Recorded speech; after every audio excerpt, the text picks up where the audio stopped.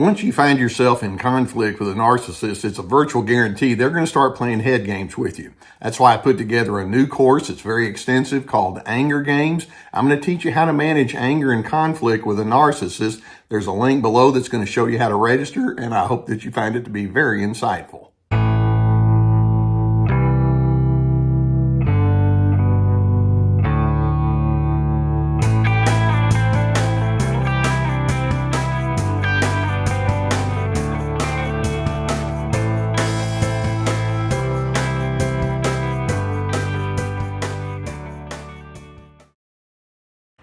I know that if you've been exposed to a narcissist over any extended period of time, and this can be in your home or in the social setting or extended family or place of work, you've been exposed to a narcissist's anger. And sometimes that anger rises to the level of rage.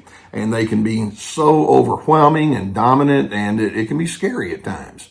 Now, it's important for you to understand when narcissists are inclined towards rage, there's much more going on beneath the surface than they want to admit.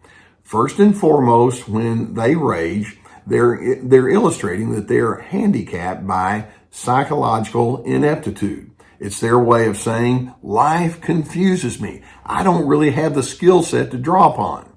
Now, they don't have the insight and they don't have the willingness to admit that. And so what they do is they just turn around and say, well, if there's a problem here, you did it. It's your problem. It has nothing to do with me. Now, in addition, the more they go into their ugly anger, they also illustrate that they are psychological weaklings. They try to pretend to be strong, but make no mistake, they're in a major sense of compensation for their fear of being insignificant. It's their way of saying, if I don't get your attention, then that just means that I don't have any place in this world. And they can't deal with that. They're too weak to decide or to understand how they can learn how to be somebody from the inside out. And then on top of that, as they continue in their rage towards you, they illustrate psychological laziness. And by that, they're thinking, well, what are you going to do to eliminate my pain? Because I sure don't want to put in the work. And so that's going on beneath the surface. And so it sets up the rage.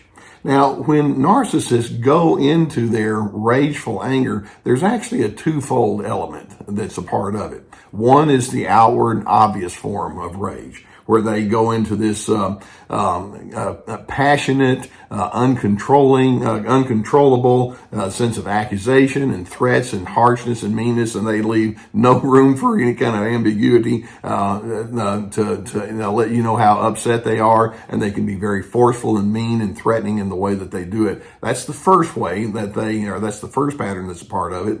But then the second pattern tends to be just as strong and just as ugly, but it's a little bit more muted. And that is they can go into an extended fuming and contempt toward you. And this leads them to present themselves as moody or petty or irrationally pessimistic, or they hold on to grudges for a long time. And so even if they're not yelling and screaming, the rage continues in its muffled form underneath the surface by their strong disregard for you. And they have their many ways of communicating that with their rejection, etc. Basically, when narcissists rage, if it's either in the loud, raucous way or in that ongoing fuming and contemptuous way, they're basically saying, you are now on my bad side, and it's going to be a long time before I'm going to be able or willing to treat you humanely. And basically, they're just putting you on notice. I'm too incapable of managing my emotions. Therefore, I need you to struggle and suffer so that somehow or another I can buy time and make myself feel good. But of course, they never do.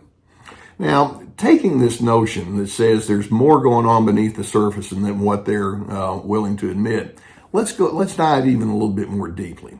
What is it that's going on inside that narcissist that makes them so susceptible to rage? And by the way, sometimes there's a genetic predisposition that they have, or sometimes there's a mood disorder that they're not tending to, whether it's an underlying depression, which a lot of them don't want to admit, or a mood disorder like a bipolar disorder or something like that. And frankly, there could probably be some medical approach or something of that nature that could help them. They don't want to go into that.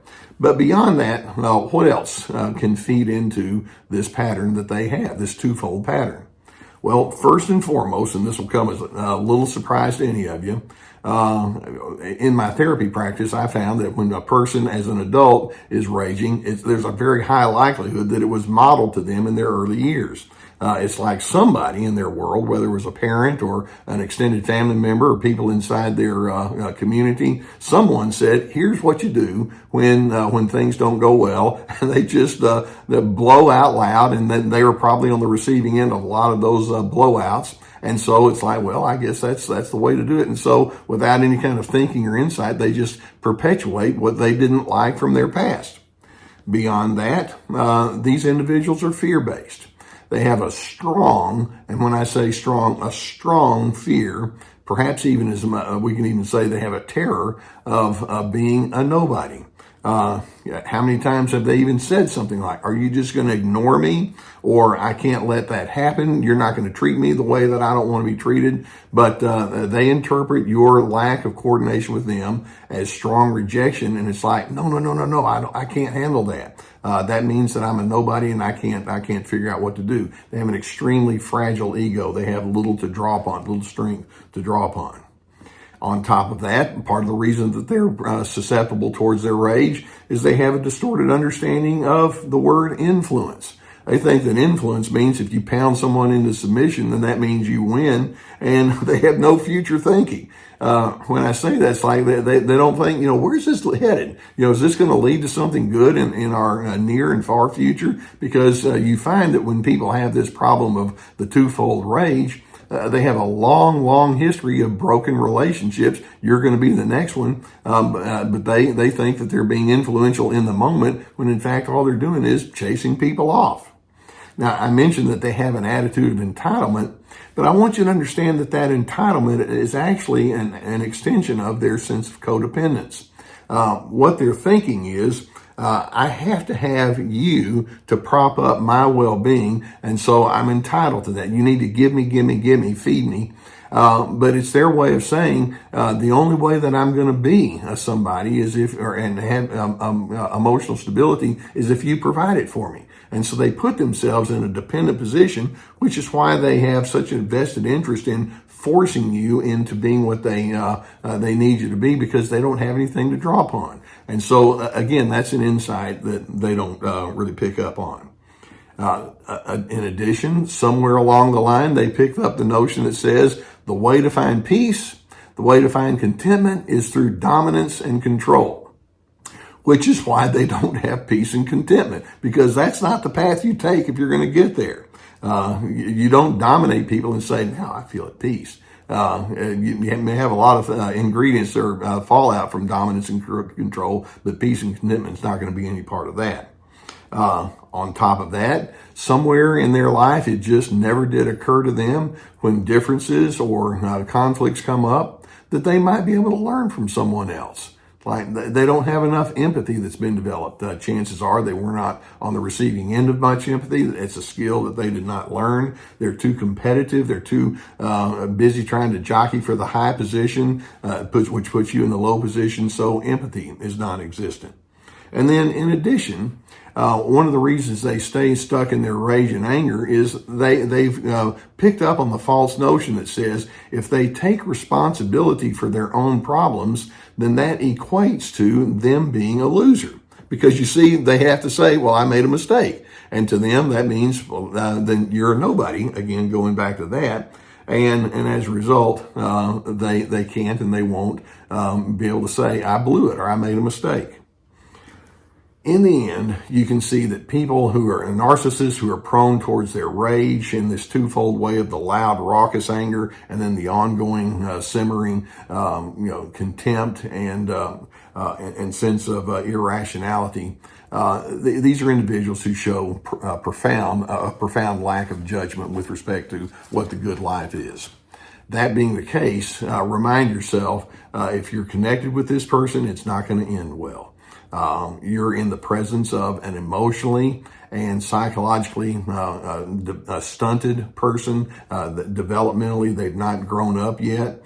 And the only way that they're going to change and they're going to stop their rage is for them to say, you know what, I need to grow up. I need to take responsibility for who I am. I need to quit pushing it off on everybody else.